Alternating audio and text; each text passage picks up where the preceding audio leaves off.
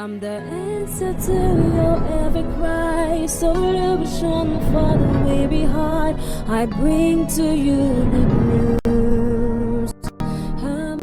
Oh haleluya, ngentokoto-ke nalamhla kungolesithathu tilishumi nesihlanu. Ngiyanibingelela ngiyanemukela ke esihlokweni sethu se-Rhapsody yamaqiniso lekungiyo incwadi yekukholwa yawonke-ke amalanga lesiyibhalelwa ngumfundisi lomkhulu umfundisi Chris Oyakhilome DSC.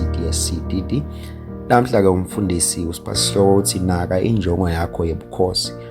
Umbhalo wekuvula incwadi yabaseKolose sahluko sesithathu livesi le-23 kanye nelivesi le-24 kufunzeka kanje: konkeleni kwendako kwendeni ngenhlitiyo, kube shangathi nendela inkosi hayi bantu. Khumbulani ukuthi nikhonda inkosi, nati ukuthi nitakwemukeliswa umvuzo welifa kuKristu legama lenkosi malibongwe. Uyacala-ke umfundisi ufundzisa uthi bantfu labanyenti bavuma kuphatamiseka, batikhandza bakhungatfwe tiphitsipitsi temhlaba, kukhatsateka lokuncane kanye nalokugijinyiswa bantu baseveni. Bangakanaki, batikhandza sebalahlekile, bakhweshile kunjongo yaNkulunkulu. Kuphazamiseka kungakwenta ulahlekelwe kunaka loku lokungikona kumcoka mbamba. Kuyakukhweshisa emsebentini lowunikwe nguNkulunkulu. Ngakho-ke hlala ugadzile, ungavumi kuphatamiseka. Mayibongwe inkosi, angivumi kuphatamiseka. Oh haleluya. uNkulunkulu ukuhlelele umsebenzi lokumele wendiwe nguwe nje. Kunemsebenzi webuNkulunkulu loneligama lakho kuwe. Na ungawendi kuyawumele utilandze kuye. Ngakho-ke hlala unake injongo yakho. Oh haleluya. Nkosi Jesu yathi kudla kwami kukuwenda injongo yalongithumile nekucedza umsebenzi wakhe langinike wona. Lokho kutholakala embhalweni waJohane sahluko sesine livesi le-34. Kufanele ngisebente imisebenzi yalo longithumile kukusemini biyeta busuku lapho kuyawubade loba nemandla ekusebenta. Leyo incwadi yaJohane sahluko semfica livesi le-4. Uthi-ke umfundisi, unakile yini umsebenzi wababe? Uliphupho lakho yini kucedza umsebenzi lonikwe wona, ugcwalisa injongo yakho evangelini? Umpostoli Pawula bekanengcondo lefanako neyenkosi Jesu. Wala lonke ihlobo lokuphatamiseka, wahlala wanaka umsebenzi wakhe. BaseFilipi sahluko sesithathu vesi le-13 nelivesi le-14 wathi, kepha kunye lengikwendako, ngikhohlwa lokungemuva, ngitelulele kulokusembili, ngibabele emgomeni, kuyawemukela umklomelo wekuphila kwasezulwini, uNkulunkulu langibitele kuko ngaKristu Jesu. Mayibongwe inkosi.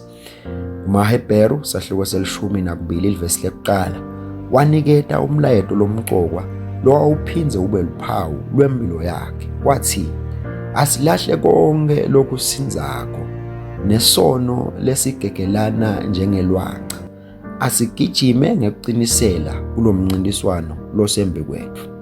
Ekugcineni wathi, ngikulwile kulwa lokuhle, sengiyicedzile inzima yami, ngibambelele ekukholweni.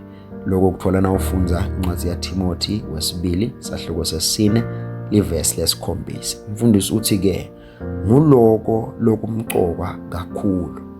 Uthi naka umsebenzi wakho webukhosi kanye nalomele ukwene. Yethembeka uphinze ube nesineke etintfweni uNkulunkulu lakutfume ukuthi udende. Sinemsebenzi locacako wekucedzisa kushumayela livangeli emhlabeni wonke.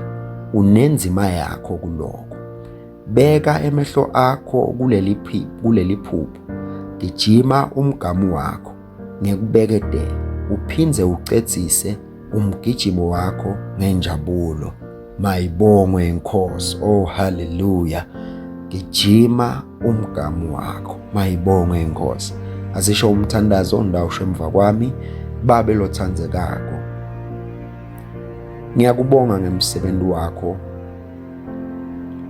webukhosi longinikete wona. Ngiyala kuphazanyiswa abantu, dimo noma kwendeka kwetintfo. inhlitiyo nemandla ami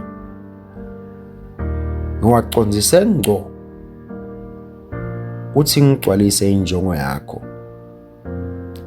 ngempilo yami. Ngigijima libanga lami ngekuphokophela futhi ngifuna kulicetha ngenjabulo. Lethe lidumo egameni lakho, ngeligama la Jesu, amen. Qhubeka nesifundo ke lamhla ufunza incwadi yaTimoti wesibili sahluko sesine livesi lesikhombisa. Funza imisebenzi yabapostoli sahluko se-20 livesi le-24, bese ufunza incwadi yaJohane sahluko se-17 livesi lesine.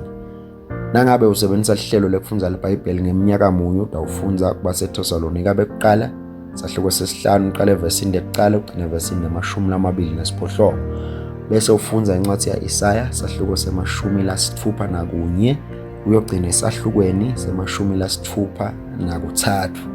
Kepha-ke nangabe usebenzisa lihlelo lekufundza iBhayibheli ngeminyaka lemibili utawufunza incwadi yaJohane sahluko sesi-6 uqale evesini lekuqala uyogcina evesini le-14, bese ufunza incwadi yemakhosi ekuqala sahluko se-22.